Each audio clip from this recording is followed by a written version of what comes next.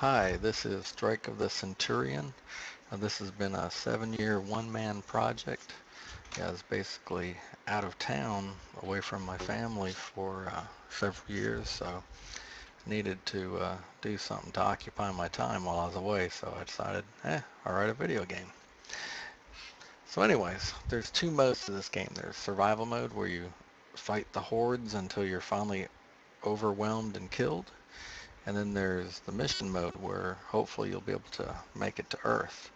And at each stage, you're able to purchase additional weapons and equipment for your ship. Um, Anyways, let's start off with survival mode here.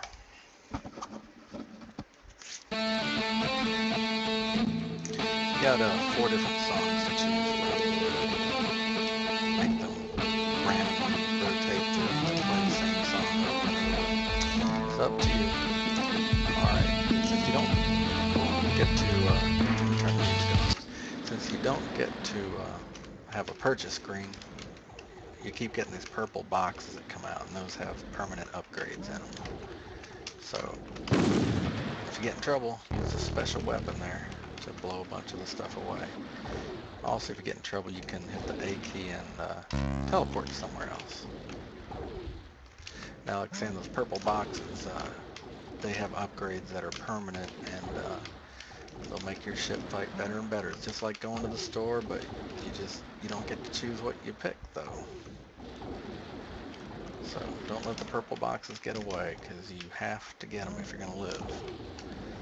And when you pick them up, the center of the screen will tell you what you just picked up before it fades away. Okay, this one. Let's see what this one gives me. Satellite regeneration. I don't have any satellites at the moment, but eventually one will pop up around me due to the regeneration. And satellites will kill stuff if they come in contact with them. Alright, I'll get one more box. Oh, an extra bullet. You only have so many shots alive at any one time. Alright, that's enough of that. Now the missions, I'm going to go to options and load a mission so we can get into some action. Now you see I don't have any of these mass drivers. I've purchased all the laser weapon technology. I got some missile technology. I'm going to buy a temporary upgrade, which is powerful, but you need a lot of money to do that. So normally you can't do that until near the end of the game. Buy some special weapons, another teleport, and let's fight. Okay, you can see the laser weapon. Oh, I got bouncy bullets, so they bounce off some. Go the other way. I can change the angle of my weapon,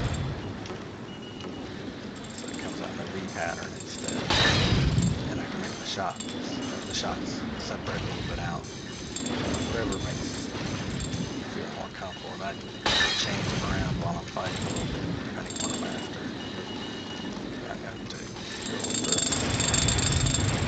Right now the asteroids are starting to go faster and faster, and my weapon's starting to do less damage. You can watch what's happening in the upper left-hand corner. That red triangle is creating the asteroids that make my weapon weaker. Oh, I got repulsor, which is good. Oh, yeah, I needed that. The repulsor will keep asteroids away from me. Not ships, though, but it'll push the asteroids away. Alright, I'm going to kill that centipede thing. Best to shoot it right down the line.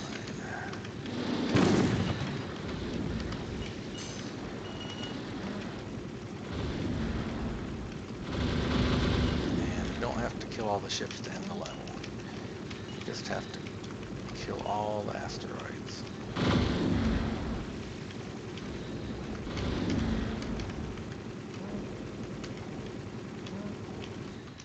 Okay.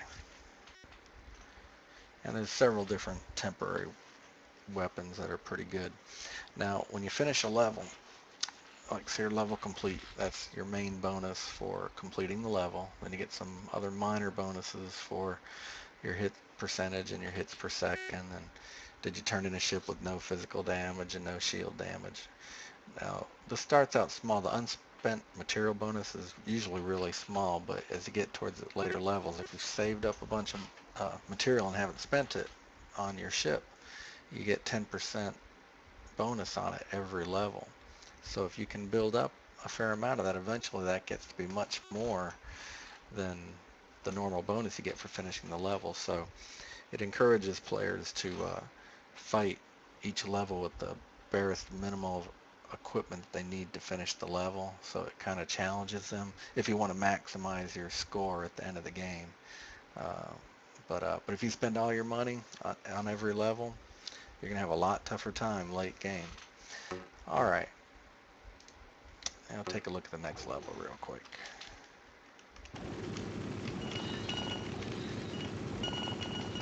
Yeah, there's a big asteroid. Hit that one, it knocks you back. Some of these asteroids will bounce right into each other like balls on a pool table, and but most of them will just slide through each other. Those little black and red ones, all of them absolutely bounce off themselves or me.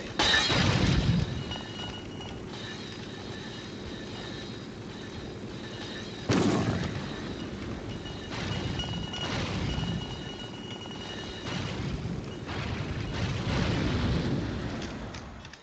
Last thing I want to show you is the options, the edit key options. Since you're playing from the keyboard, the key jam test will tell you what keys work in conjunction with each other. My keyboard has a lot of jams, so I have to be careful what keys I choose to play with. If I don't pick the right ones, I can be thrusting and it won't let me fire, or I can fire but not turn, things like that. So you need to check for key jamming to make sure that the keys that you're using work good together.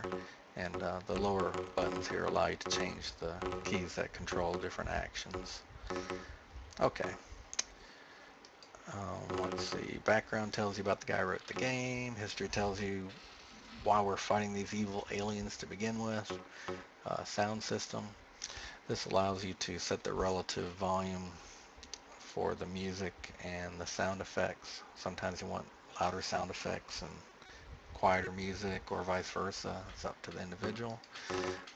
Here's units. These are a lot of units that are in the game.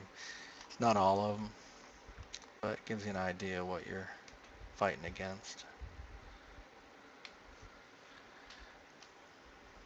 Okay, and the last thing here is a difficulty level. I'd suggest easy for most people until you learn how to fly the ship good. Anyways, that should do it. Hope you enjoy the game.